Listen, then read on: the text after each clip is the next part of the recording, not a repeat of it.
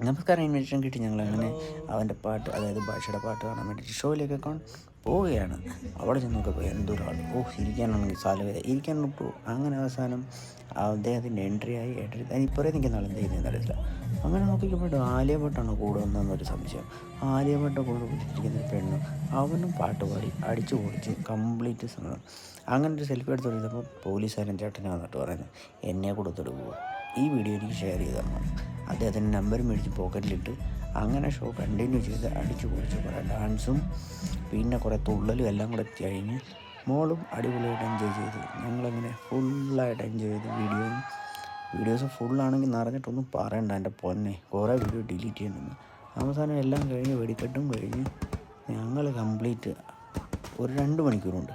Complete 2 മണിക്കൂറിൽ 1 minute പോലും extra എടുക്കാതെ പാട്ട് അന്നേരം നിർത്തിയത്. എന്തായാലും കൊള്ളാം. ഫുൾ വീഡിയോ കേട്ട് സബ്സ്ക്രൈബ് ചെയ്ത്